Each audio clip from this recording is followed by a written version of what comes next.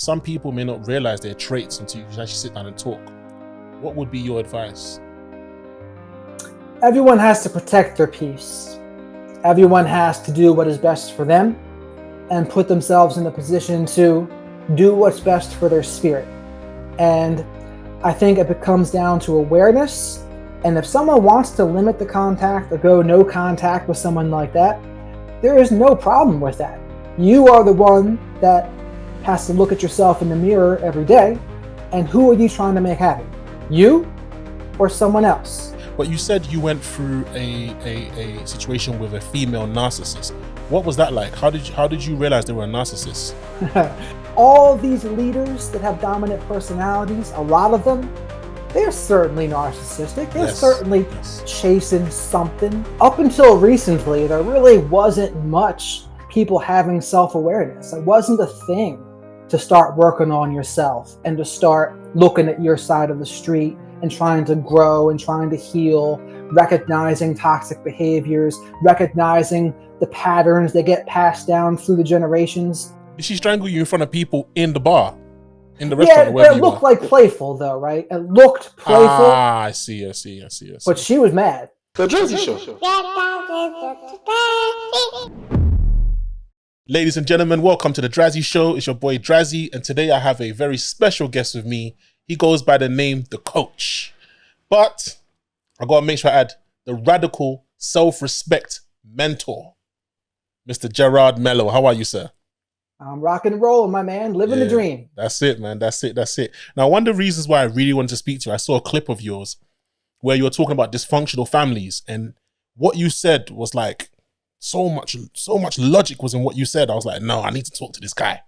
Dysfunctional families sweep problems under the rug. One of the hallmarks of a dysfunctional family is they never truly get to the bottom of problems and conflicts. One of the reasons this happens is because they would rather have dishonest harmony than honest conflict. Usually they are uncomfortable with honest conflict and they would rather just ignore the problems and pretend they don't exist. This creates shallow and superficial relationships between the family members, and there is this fake energy in the air when that happens as well. Another thing that will happen is when someone does try to bring up an issue, they will treat that person like they're the problem and then blame them and say, you should just get over it, this person's family. Because often issues get in the way of the image they have of the ideal family. So they would rather shut it down and pretend like it doesn't exist to have dishonest harmony. Where did you get that kind of knowledge from to be able to relay it to people so vividly and so perfectly? Well, several answers to that. First and foremost would be probably my own experience, where I've dealt with that a lot throughout my family, and I've seen the dynamic play out. And I've had the unique opportunity, I guess we'll call it, to be surrounded by a lot of narcissistic people, sometimes people on the spectrum, and it's all throughout people that I know. And there's been addictions in there too, but I see it, and I've seen it firsthand my whole life. And I think that's something that you can't replicate. Like if someone hasn't experienced something, they're going to know what they read in a book, and the things in the books are valuable as well. I'm not trying to discredit that, but there's just something extra that you get when you've been through something. Yeah. Now, what do you think it is that makes people not try and break that cycle? Because we all have certain traits and certain flaws. And when we have children or when we get into relationships, why is it that as human beings, we don't say to ourselves, hey, let me not pass that on to the next generation? Why do some parents do that to their children? Why do some families do that to each other? Why don't they try and fix these things and sit down and talk as families? And why do some families do so? And why do families not? Well, that's a complicated answer. I would say this. Up until recently, there really wasn't much people having self-awareness. It wasn't a thing to start working on yourself and to start looking at your side of the street and trying to grow and trying to heal, recognizing toxic behaviors, recognizing the patterns that get passed down through the generations. It just wasn't a thing. And granted, there were some good explanations for why it wasn't a thing. Back in the day, there's like World War I, the Great Depression, World War II, Korea, Vietnam, fill in the blank, and whatever else was unique to England, right? And those big things, they get in the way. You're literally in survival mode when you're going through those kinds of times. Like staying alive is number one, and the fine-tuned stuff about being emotionally available, attuned to your children's needs, they just got thrown to the wayside for the very most part. But now I think there's an awakening. And the awakening is people recognizing, okay, yeah, my parents, they could have probably done better. And maybe they didn't look at themselves. And I have my own opinions on how to look at them. And I think there's a big thing going on right now about how you really need to blame them and say, yep, they really did terrible. They didn't look at themselves. They refused.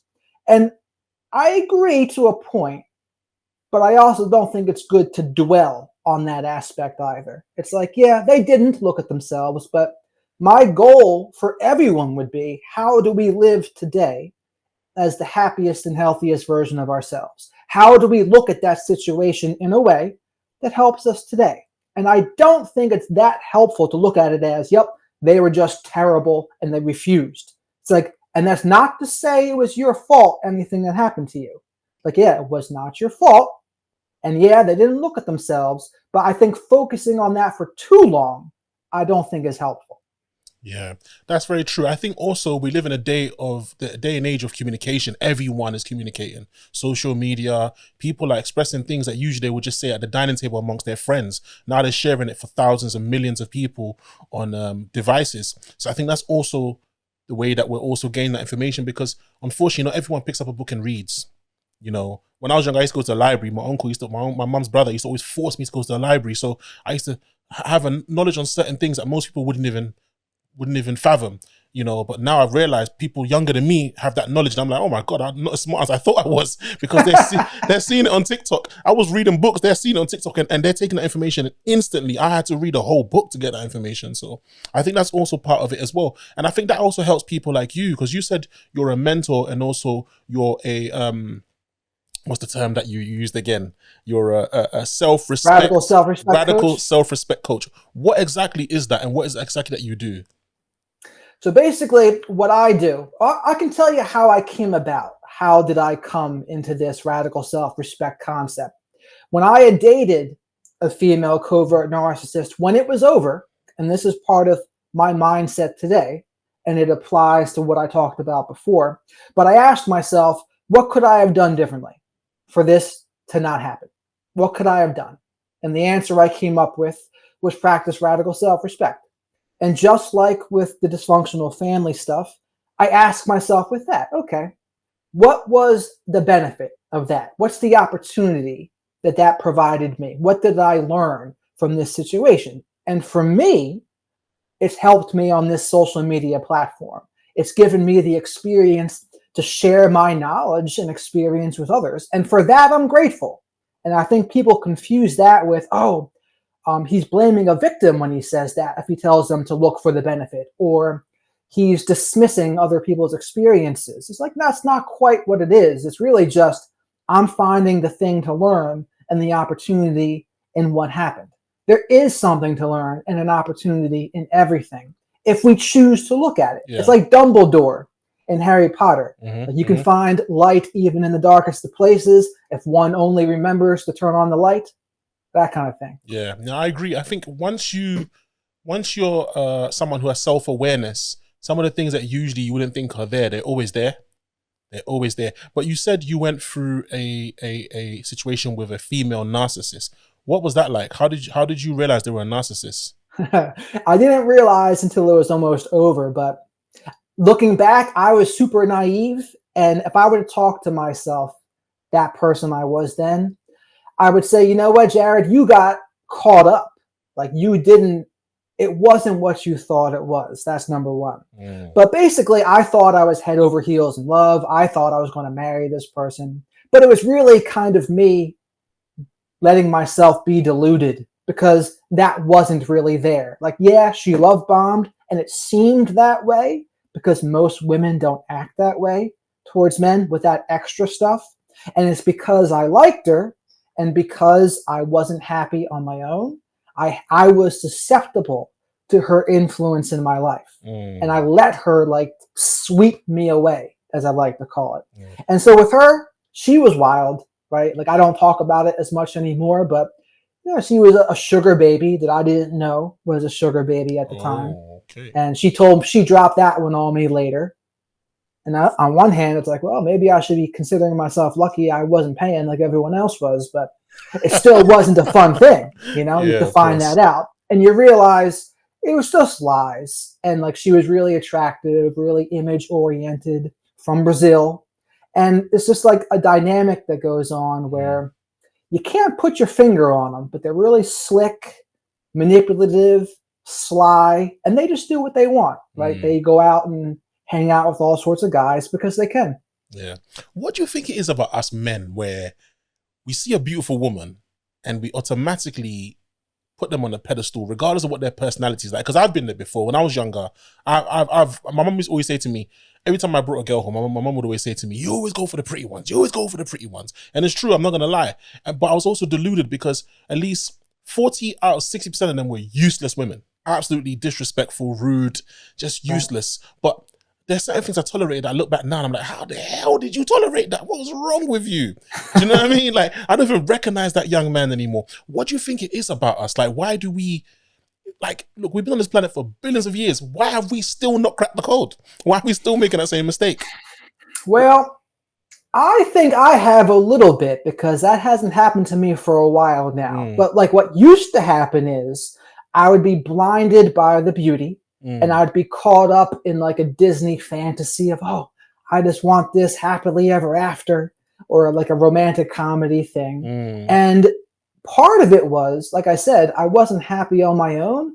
So I was looking for something to make me feel better about myself, something to make it all better. But this is a childish way to think, though, too. It's like nothing, no one event is going to make anything all better. It's all going to be work. It's all going to be a process. And that's the part the Disney movies don't tell you, right? It ends with, oh, you get married or happily ever after. But in reality, that's just the beginning. That's the beginning of the work. And I think seeing through it, which is beauty is one thing, but on the other hand, that's just beauty fades, right? What kind of person is that? Exactly. And I think Denzel Washington said, like, her morals and her values, her mindset, that will raise your children, not her looks. I've actually seen that. Especially true today. Yeah, either I've seen it or I've heard it, but I've definitely heard Denzel talk about it. That is so true. You know what? I'm still fascinated by the female narcissist concept because I know some men, they go through things where, you know, where women look through their phones, women want to know where they were, you know, women try and like dictate what they should wear, all that kind of stuff. Right. Is that part of the narcissistic trait? Well, with her, it depends, right? Because there are some gender differences between like male narcissists and female narcissists. Okay. With this one in particular, a lot of the narcissistic people in general, they want supply from anyone they possibly can. So whether they're in a relationship or not, they'll be open to new romantic experiences, interests. That's what I've noticed with them. And a male narcissist, they're likely to try to go through their woman's phone and be very controlling with it and try to like really be inquisitive and questioning and being jealous of her. But usually they are projecting as well. Like if they accuse their partner of cheating, chances are they're cheating. The female narcissist is also jealous, but it comes out in different ways, I've noticed, right? Where it depends on what level of relationship you're at with her. If it's just dating, she'll get jealous once. Like I remember this girl, she strangled me once because we were at a bar and I looked at another girl and she lost it that I looked at this girl. And that should have been the man. And then what she did from there, I turned and she's like, and like, she was mad. And then we got back to the hotel room. She's like, Jared, just forget about me.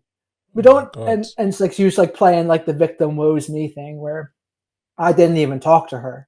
But that was her form of jealousy. Did she strangle you? That should have been a red flag. Did she strangle you in front of people in the bar? In the restaurant? Yeah, but it looked like playful though, right? It looked playful. Ah, I see. But she was mad. Like, she was mad. Damn, And that was it though. Like once she saw that, even though nothing even happened, she like mentally checked out from there because she couldn't love bomb me and idealize me the same way anymore. Yeah, It kind of took me off the pedestal. Damn, that is crazy, man. That is crazy. You know, I asked a few people on my social media, well, my Instagram, to send me some emails of scenarios that they've been in, which they would like to get answers from you. So are you okay if I read some of them out to you? Sure. All right, no doubt. I'm prepared for anything. All right, no doubt. Okay, so this one is from Mr. P. And Mr. P says, my cousin had a wedding 4 years ago and didn't invite any family members at all. Not even his mom, dad, brothers, sisters, or cousins. When I asked him why, he said 80 to 90% of our family, of our family are single mothers with dads who left their wives because they couldn't take their disrespectful ways anymore. He said he didn't want any of the women in his family to have a negative influence on his marriage or his new wife. Since then, all our single aunties have been making fun of my cousin and his wife by calling her ugly, saying she wears the trousers, and saying every mean thing under the sun. I'm about to get married this November, and my cousin has advised me to do the same with my wedding invite. When I asked him why, he simply replied, trust me. Should I take my cousin's advice? And that's from Mr. P. So let me see if I understand what that question was. So he's getting married and he wants to see if he shouldn't invite friends and family to the wedding like the other person did, like his cousin did, because his cousin didn't invite family members because he thought that the single mothers would be a bad influence on his wife. I mean, anyone can have the boundaries they want to if it's up to other people to respect the boundaries or not. Like you might not agree with what someone's boundaries are, but if that's his boundary, that's his boundary. If that's what he wants done. I would say there's something a little extra going on there too, though, because I mean, what's the worst thing that could possibly happen if the family comes? So like, what are they going to say to her? Like, oh, you should leave him and become a single mother? Like, what is he afraid they're going to say? What is he afraid is going to happen? It's peculiar. And I would wonder if it's the wife is the one really behind it in that cousin's case, or is it him? That's actually a very good point. I see some of these questions, they need probing questions to kind of find out the deeper story, because you can only work with the information you have. But in a situation like that, it might very well be that woman doesn't like his family. And she said, dude, you're not inviting your friends and family. I don't want them. And that is exactly what a narcissistic person would do. They would say, I don't want you around them.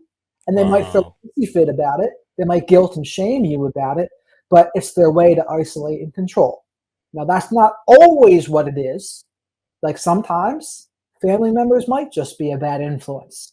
And if that's what it is, that's fine. You don't have to invite people to your wedding if you don't want to. But you have to be really honest with yourself. What's really going on here? What really is the reason why that cousin didn't want to invite them? Was it the wife? Was it him? What was it? It would be interesting to know those answers. Yeah, that'd be very interesting. You said something just now about isolation, narcissists and isolation. And it's funny because when I read it, my initial reaction to it, or my thought was, because obviously he said, trust me. Towards the end, he said, when he asked his cousin why, his cousin said, trust me. Now, it got me thinking, I know certain people who come from dysfunctional families. And when they get with someone who comes from a very, well, kind of like communicational family and a very, put together family, they feel ashamed of their family. So I read it and I thought, you know what, maybe he's embarrassed of his aunties who might come there and turn up as single women, probably like will have certain, attitude or traits about them that the family he's marrying into might not like and might think, what are you marrying this man for? You think that could be? Yeah. That definitely could be. And I think, but if that's the case, that would be like an image issue. Like he's ashamed of his family in that case. But that would to me mean he's not owning it. Like, if he's really that ashamed of his family, that's something that's in him. That it's your family, man. No one chooses their family. Yeah. It's not like you chose them. Yeah. Like, your family is your family. Yeah. Friends are a different story. Like, we do choose our friends, but our family we don't choose. Yeah. And I would say, unless they're going to be like really disrespectful or abusive, I would just own it and say, hey, these are my family. Yeah. They're not perfect, Yeah. but it's my family. Yeah. Be real. Be real to who you are, man. Don't be ashamed of your family. Another one here by Angel Eyes. Angel Eyes says, my family are poor at communicating with each other. They have zero boundaries or respect for each other. And my mother and my father are the worst examples of a good and healthy married couple. I got married so I could get away from my family, but my husband comes from a very healthy family dynamic. So he constantly encourages me to talk with my family so we can fix our family problems. But he doesn't get it when I tell him that there's no fixing my family. Am I a bad person for wanting to keep my distance, or should I try like my husband says? And that's now, I don't think she'd be a bad person at all for that. I think if she's made the choice to not talk to them, I would think it's probably for a very good reason. Maybe they can't respect her boundaries. Maybe they're abusive. Unless we know what the reason is why she cut them off, then it's hard to say for sure. But if that was the reason why she cut them off, then the husband should have let it go and say, hey, your boundaries are your boundaries. I trust you that you're doing what is best for you to keep yourself safe. But it sounds like this woman is starting to question her boundaries now because of her husband questioning her. And I think she would really need to be honest with her husband about why she got, like, she's reduced her contact or went no contact with him. And maybe if she explains that, he will understand. But even if he doesn't, it's not him. Like, it's her boundaries. And for him to try to put his viewpoint on her, that is a little controlling. And you do see that a lot. You see that a lot with like religions and narcissists, or spiritual narcissists, etc. They try to put their code onto other people. And it doesn't always apply. Yeah. It doesn't apply. It depends on the situation. Yeah, you know, it's so funny. The reason why I was smiling, nodding my head, what you said is exactly what I thought when I read this one. I thought, yeah, it sounds like the husband needs to respect his wife's the boundaries that she set, and actually support her, and maybe even talk to her and get the reason why, so that he can really support her. You know, that's why I thought. It would make me wonder why he has such a problem with her not talking to her family. Yeah. Is it an image thing for him? Does he think it's not going to reflect well on him in a way? I'd be curious what the reason is. That's a very, very good point. I didn't think of that. That's a very, very good point. Yeah, it's true. Because some people aren't like that. They probably feel like, well, I come from a healthy family, so you should be able to do the same thing too, and maybe we can all be one big family, you know? But some people, it's just like that for them, you know? It might also be that he's just uncomfortable with her conflict. Like, seeing her do that makes him uncomfortable. Maybe it's because maybe he has abusive family members too. Although he said he didn't, so that's not what's going on. But it's also possible he doesn't even realize he does. That happens a lot too, especially when there's covert narcissists. People can go their whole lives into their 30s or 40s before they realize there's an issue. Like, they used to think, oh, I was just in a great family. We had a roof over our heads, food on the table, everything was great. And it's not until they get into a romantic relationship with someone who's a narcissist that kind of puts them through the ringer, then they wake up a little bit. And they're like, wait a minute. Maybe my upbringing wasn't quite as good as I thought it was. Maybe it was a little more dismissive and belittling and invalidating than I thought it was. And maybe this is what made me susceptible and conditioned me to like these kinds of people in adulthood.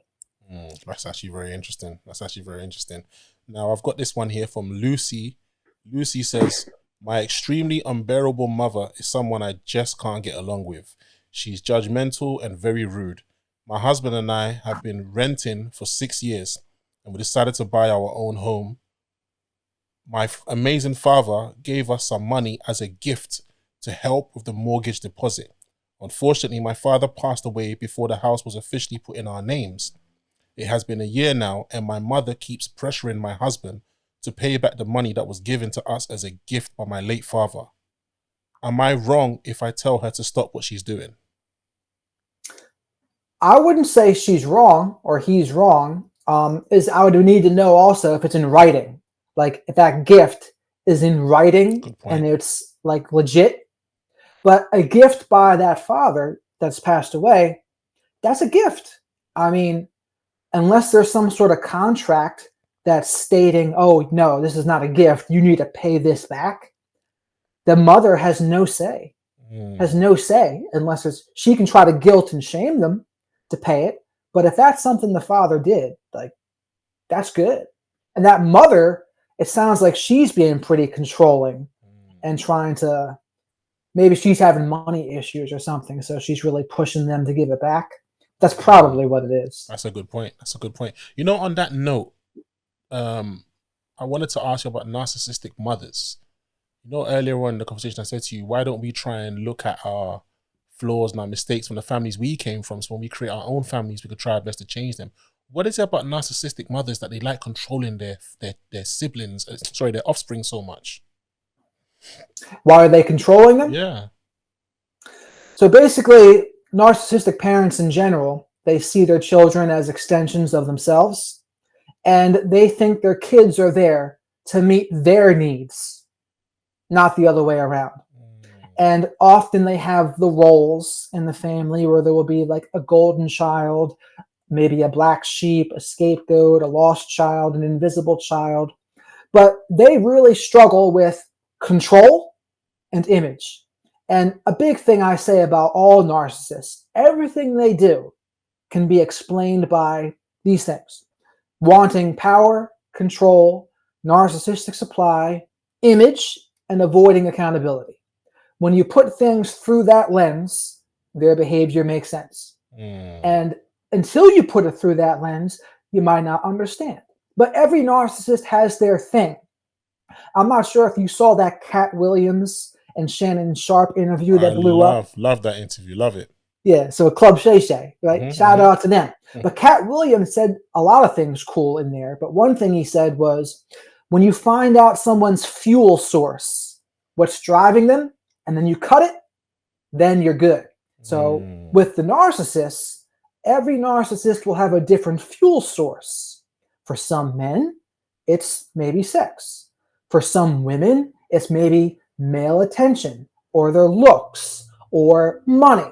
But it just depends. And often when it's a parent, they're big into image. Maybe they want the community to think they're just the awesome, perfect family. My kids are doing the right activities. My kids are doing all of the right sports or arts and music stuff. But they care about what other people think. And they objectify their kids a lot of times. They put them on a pedestal or they devalue them, but they treat them like things, not like individuals. And autonomy is not encouraged. They want you to live as they live. Oscar Wilde, he has one of my favorite definitions of selfishness. Selfishness is not living as you want to live. It is trying to get others to live as you live. And that's what they do. That's a good one. I like that. Now, I believe this is the last one. This is from Melissa. I am 40 now. When I was 26, I decided to find out my blood type because my father needed some blood after surgery. The doctors told me that my blood didn't match, so they asked to try my other siblings. Their blood matched. This left me confused, so I told my mum. This is when she confessed to me that my father wasn't my biological father, and that she had an affair with a co-worker who wanted nothing to do with me, so my dad thought the pregnancy was his. I felt so heartbroken because my mum is such a lovely person. She promised me not to tell my father because he's very ill and the news could trigger another stroke. I feel confused because I'm keeping a secret which was kept from me too, and by the person who I am supposed to trust, even though my whole life is a lie because of them. Do you think my mother is selfish for this? And that's from Melissa. Absolutely. She's selfish. I mean, she hid the whole thing. So the father doesn't know. He No. thinks that's his kid too. And she found out when she was 36 and she's 40 now. And so that's sad. It's sad for the person that thinks that that's the father, and it's not. But that's the woman's fault, right? The woman who did that, that was her screw up. She screwed up by having an affair, and then double screwed up by getting pregnant from that affair, and then triple screwed up by lying to everyone about it her whole life until she was 36. I mean, there's no excusing that. I can understand why, because she didn't want to be held accountable for her actions, because if the guy finds out, what's he going to do? Probably divorce her. He'll probably leave her, right? Yeah. So I understand why she hid it, but it doesn't mean it's right. And it definitely means she's selfish. But it's a tough spot because she wasn't willing to pay the piper. The integrity thing would be to say, hey, I did this. I got pregnant from this. And this kid that you think is yours is not yours. But that's a tall order. I think if someone else, another woman's in that position, it'd be tough for them probably. It's not going to be like the easy thing to do to tell their partner, oh, by the way, I cheated on you. And not only that, I got pregnant when I cheated on you. And now this is this. Like, that's a big thing. It's a big thing. Oh, God, it just sounds so horrible. I feel sorry for you, Melissa. It's a terror. It's a horror story. Yeah. Melissa, me personally, what I would say is, man, that's a tough one, man. What I would say is your mum's definitely selfish, without a doubt. Your mum's definitely selfish. And depending on how the siblings feel, do the siblings feel like, oh my God, like our eldest sibling is not is our half eldest sibling? And depending on what her relationship is like with her biological father, I think she might just have to take some space away from the mum. You know what I mean? And just, grow a closer bond with your siblings and your biological father and see what new dynamic you can create. And then you can decide if your mum can fit into that dynamic or not. Because this is... It's a big thing. I mean, life shattering, right? The person that you grew up thinking was your father is not your father. Yeah. It's a big thing. Now, granted, the guy acted like her father, right? And because he thought he was. Yeah. But it is still a big thing to come to that realization, because it shatters the trust in your mom a little bit. And they say just one lie, it can really diminish past and future truths. This one thing her mother did, now she might be thinking about her mother, oh man, I wonder what else she lied to me about. Ooh, I wonder what else she may lie about in the future. And how can you blame her? How can you blame her for thinking that? It's a big lie. I think Chris Rock said that too. He said, men lie more, but women lie bigger. Chris Rock comes with those beautiful lines, man. That is true. That is true. And that's a big one, right? That's a big lie. That is 100%, man. 100%. So what are your views on like celebrity culture, like celebrity couples, like that kind of culture influencing people's perception of relationships? I think a lot of the celebrities, they are not really fully actualized. They are, a lot of them probably are narcissistic, and they're chasing the attention, the admiration, acknowledgement, fame. And granted, they're in a position that most of us are not in, right? They're wealthy, oftentimes attractive, and the world is their playground pretty much. And they think, well, why tie myself down when I can just go to the next one, go to the next one, go to the next one? Tom Hanks and his wife, Rita Wilson, that's more of the rare thing, right? That doesn't happen too much. But I would say it's not good examples. They are not good examples for us to be following. And I think the gossipy nature of it, that's also not really a good example to be following. It's, in my opinion, it's time and energy better spent elsewhere. It's better spent investing in ourselves, reading a book. You mentioned reading. Reading is one of the cheat codes to life. Yeah. So many things are in a book that all, and this is the other cheat code. A lot of people who are doing coaching and other things, they're charging lots of money for things that are in a $20 book. If you only read it. The difference is they have it packaged and they can talk to you one-on-one. But the information they're saying a lot of times, not special, not that special. A lot of it's just in books. Yeah. That's why I think reading is so important. Yeah. It's funny you say that, because I feel the same way about these religious leaders that travel from country to country with the same book that everyone's got for free, called a Bible, a Quran, or a Torah.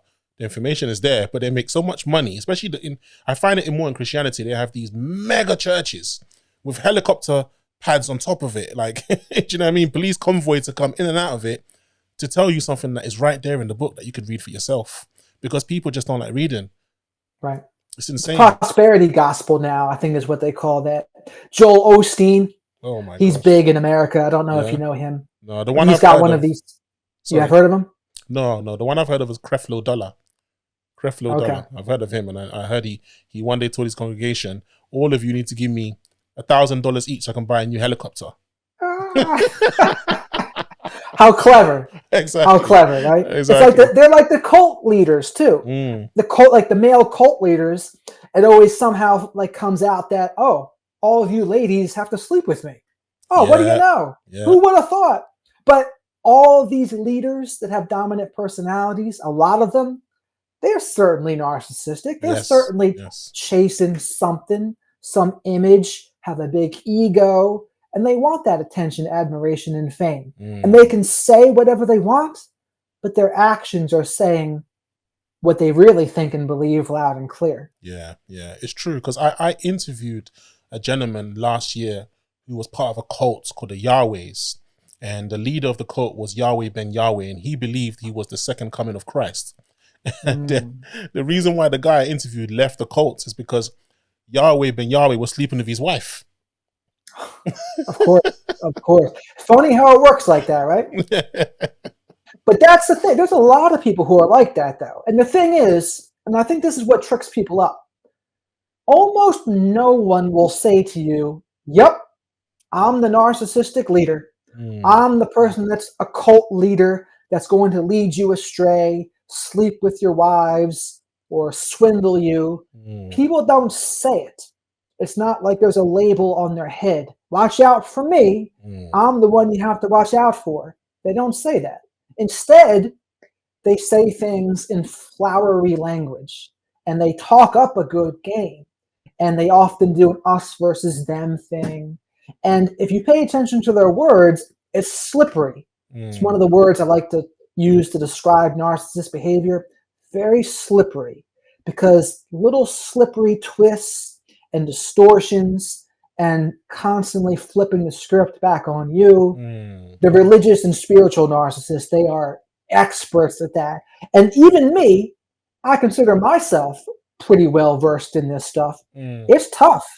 I have to really focus to see through it because it's ingrained in them. It's just who they are. Yeah. It's naturally who they are. And they can really do some damage out there. Yeah, no, you're 100% right. You know, earlier when I asked you about, just a few minutes ago, I asked you about the celebrity couple culture influencing, and you said something about how these people, they live different lifestyles. They've got options, more options than we do. So sometimes they don't really respect and the value of unity of the union. And it's so deep because you know, I remember some years ago, one of my colleagues, she really looked up to Jay-Z and Beyonce. She thought Jay-Z and Beyonce were the epitome of it all when it comes to couples, yeah. So when she got over her husband, she was modeling her husband around the whole Jay-Z and Beyonce relationship. You know, she wanted him to dress a certain way, you know, go to certain places with her, and he wasn't like that at all. But they got along. They definitely got along. But then she obviously was trying to look at certain things that were outside of their relationship, you know, what made them connect with each other. So eventually he left and she just became a single woman. And I remember her coming to work one day and telling me that, oh, I'm getting divorced and everything like that. And I tried to tell her, don't you think, like, the more you tell me the story, can't you see where your flaws are? She was like, no. And I was like, you're looking at people who can buy a car and crash it if they want to, who can buy a mansion and not live in it if they want to, who can go on a yacht that they own, not rent, a yacht that they own for like maybe one time in a year and leave it parked on a bay somewhere that someone's going to clean and maintain for them. They don't have the same perception of reality that you do. But you're trying to get a man who works a 9 to 5, maintains a good household, looks after his wife, to be like people who don't care for much other than what it is that's materialism, you know? And she was like, oh, you know, you're right. How do you think I can get him back? And I goes, it's too late. it's too late. You've already made him feel like he's not good enough, and whatever he does is not going to be of your standard. Do you think someone like that's going to come back to you? And if they do, would you respect them? So it leads to this next question. Women who disrespect men, right, as in degrade them, tear them down, make them not feel significant. Is it wise for a man to go back to such woman, and would that woman respect a man? The first answer is it is not wise for a man to let a woman disrespect him, because it happens instantly. Actually, I shouldn't say that. So sometimes it happens slowly, right? Slowly they'll start adding some disrespect and some belittling remarks and jabs. But if a man has self-awareness and he can recognize toxic behaviors, he'll notice them right away. And those are something I would mention to any man, and I would say, point that out. Mention, hey, it's not cool for you to talk to me like that. Because when they do that, it means they are talking down to you and not respecting you. And if you, as a man, leave and then come back, and that woman hasn't changed her behavior, she absolutely will lose respect for you. Women respect men that they can't disrespect. Because if they did, that man's out. Right? That's how it would work. And it's easy to see once you recognize what disrespectful behaviors look like. And I think that's the big thing for people. They don't know. And even when I talk about narcissism, I think still sometimes people might not know what disrespect looks like, because it can be a little more subtle than the examples that I use. It can just be like a jab. It can just be tearing you down a little bit, saying you can't do anything right. And it's just little stuff, but it communicates a lot about what she really thinks about you. Like, you want your woman to look up to you. Yeah. You want her to be, because this is the other thing I'm going to say to people. There are some ways people will treat you that they wouldn't treat someone they really respected. And an example would be that woman you were telling me about that wanted her husband to be like Jay-Z. I wonder if she would treat her husband the same way she treats Jay-Z. Like, if it was Jay-Z, there'd probably be a much different way she treated him than she was treating her own husband. I call that the disrespect gap, where it might not be blatant disrespect, but she wouldn't treat someone she really looked up to and respected that way. That's please go deeper. Please elaborate deeper on that disrespect gap theory, because I actually like that. For me, it's a good way to try to get people to see, okay, they weren't outright treating you poorly, like completely blatant disrespect, but they wouldn't treat someone such as their boss or someone they really looked up to and was maybe afraid of losing. They wouldn't treat that person that way. And sometimes it's tone related. Sometimes it's just, okay, they wouldn't. A good example is being late or text message response time.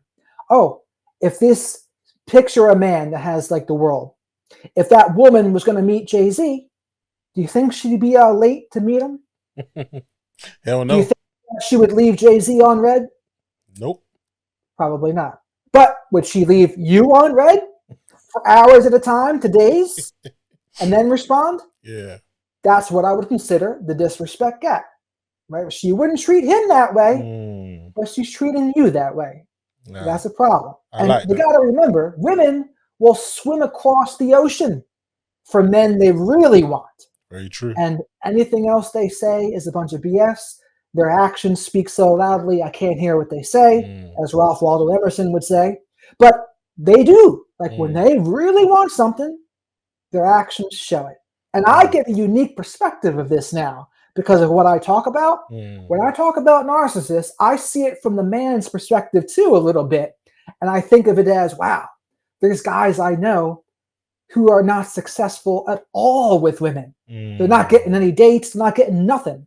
And then here, this jerk dude has this woman jumping from foot to foot, jumping through his hoops, trying anything to please him. And I'm like, man, like this woman, granted, it could be a trauma bond for sure, but they also did something right in the beginning, these guys, for the women to be attracted to them to begin with. Yeah. Those other guys, they never even get their foot in the door.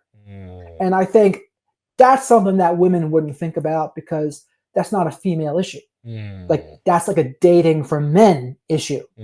But it's a very interesting overlap when I think about the two spaces. And I do have a concept that I think the dudes who are not good at dating, that they could learn something from the narcissist in a way. It's funny, you said something that sparked a thought in my brain. Have you seen the clip of, have you heard of the actor Jonathan Majors? No. Okay, so there's this famous clip of him and his girlfriend at an event. His girlfriend's also a famous actress as well called Megan Good. And I think it's Goodin or Good, I can't remember. But they're at an event and this guy hugs his girlfriend like a proper serious hug, like, oh, I missed you. And he's just stood there looking awkward as hell. And he's getting literally belittled on social media for the fact that he looked awkward and there wasn't much that he could do. But they're also belittling the guy that hugged her, saying, why would you disrespect a man like that when, you know, that's his woman? So it looks like you guys might have some kind of history, some kind of intimacy in the past. What do you think of situations like that? Well, what was the woman doing in this scenario? Was she like Hugging really back. embracing the hug back? Hugging back. He even lifted her in and the loving air. it? He even lifted her in the air. And was she smiling and She giddy? was smiling, laughing. Yeah, I mean, that's another example of if she really respected her man, I don't know if she does that with him. Now, gray area though, because it's hard to really pinpoint it and say, yep, that was absolutely disrespectful. She has a little bit of plausible deniability. She could say, well, he came in there and he did that. What am I going to do? Like, kick him away? But at the same point, I'll know this. The women that I respect most, when I'm out there in the dating realm, there's an attractive woman. If I'm talking to her, you know what she does if she's taken? The ones that I respect the most? They're giving me one-word answers. They're not even giving it the time of day. They're just being ice cold. And at first, I don't like it. I'm like, this is hideous. But when I take a step back, I'm like, you know what? Go respect I'd be it. happy to be that woman's husband or man because she's not giving things an opportunity to even start. I can't fault that. Because it's true, there are some women out there who sometimes act a bit like bimbos. They don't realize that just by even being polite to such a man, you're opening up a gateway to it going a lot further than it needs to go. You know, and so that's a very good point. And that does happen. A lot of women try to do that with the guy friends thing, right? And I think a lot of relationships that do well, a lot of times there won't be too much one-on-one guy, woman, friend thing going on when they're in a taken relationship. I don't see it too much because there's just not that much of a need for it. I mean, and it's the opportunity. Just look at work. A lot of workplaces are where these affairs start. I was just going to get to they're that. there. Yeah. And that's what they could say, oh, it's just a work person. It's just a coworker. But it comes down to the woman's character. Because, if you trust her, you should be okay with whatever. But the problem is, the untrusty ones... Sorry, your audio's gone off a bit. Off? Yeah, sounds better now. Sounds better. It got a bit muffled earlier. Yeah, better now. Yeah. Okay. What was I saying? You were saying trust. The untrustworthy women can look pretty similar to the trustworthy ones. That's the problem. And you got to just know their character a little bit too, where hopefully they wouldn't. But I would say you just got to be mindful. You can't be ignorant about those kinds of things because it can happen. Those things can happen. But usually the smart women know they're not going to give things the time of day. Like they're not going to be answering inbox messages, exchanging phone numbers. Those are all the things that start it. Those are the roots. And you can't water those roots. Right? If you water the roots, you're asking for trouble. And then again, you're asking for even more trouble if you hang out with a guy one-on-one and then add like alcohol to the mix. And you know this guy wants you. To me, that's disrespectful. And you're putting yourself in danger. You're putting the relationship in danger. And this is where it comes back to radical self-respect. When a person respects a relationship, they don't do things that put that relationship in danger. Bottom line. Yeah. You know, it's funny. You said something, and I was going to get to that. I was going to tell you about work. They call them work husbands and work wives. Now, there's this clip right now in the UK. There's this woman whose husband left her because she had an affair with a work colleague. And she looks back now in an interview. She says she looks back now and she realizes that the guy just wanted to have sex with her. But she genuinely thought because he said the right things, did the right things that her husband wasn't saying, she genuinely thought that's what love looked like. And once the guy got what he wanted and he realized that the husband found out and it got messy, he just backed away and left. Oh, so she did. She did cheat on him? Oh, yeah. She slept with the guy and everything several times. But then when the husband found out, the guy backed away because he thought, hold on, I was just enjoying myself. I don't know where you got this idea of me being a romantic guy. I just said the things that you wanted to hear, you know? So what you said is true. It's like once you open up that kind of worms, what that person is thinking is, oh, you must not be getting attention. You must not be getting, you know, the right kind of attention, because if you did, you want nothing with a guy like me. You know, I would say it's a big red flag when a woman starts confiding in another man about her relationship problems. Where they say a shoulder to cry on becomes a D to ride on kind of thing. Yeah. That's that, right? That's what that comes from. And again, to cry becomes a D to ride on. I like that. You never heard that one? No, it's the first time I heard it. A shoulder to cry on becomes a D to ride on. And that's where a woman, they shouldn't be doing that. And here's the other thing. If there's a guy around your age, even within 5 to 10 years of your age or whatever, and you're anywhere kind of attractive, you have to assume as a woman that guy probably would sleep with you if given the chance. Yeah, of course. Probably. Of course. Now, it's never 100%. It's never black and white. But probably they would. And women have to understand that. And I think deep down they do. Most of them do understand that. Sometimes they just pretend not to. And maybe they pretend not to because they want attention or something. And they'll play dumb. Oh, that guy doesn't want to sleep with me. This is just whatever. It's like, are you sure? Are you sure? Because they probably would. And you just have to understand that. And once you understand that as a woman, I think you would act accordingly. Yeah. Once you understand that. Yeah. All right. Listen, Mr. Jared Mello, Mr. Coach, Mr. Self-Respect Mentor. I want to ask you one question, and then afterwards we can wrap up the interview. Now, sounds good. We started off talking about dysfunctional families, and it has led to other things that we've talked about, other interesting and beautiful things. And you've always expressed yourself vividly. That's one of the main reasons why I saw your video on Instagram. I was like, I really want to talk to this guy. People who have dysfunctional families that just don't listen, there's no way of fixing it. And similar to what I think it was Lucy said, where she married to get out of her family. I think it's Lucy. Yeah, Lucy. What advice would you give to people like that? You know, are they wrong for wanting that distance? Are they wrong for setting those boundaries? Are they wrong for wanting to escape and run away? Or should they try their best? Because sometimes I feel like as if some people may not realize their traits until you actually sit down and talk. What would be your advice? Everyone has to protect their peace.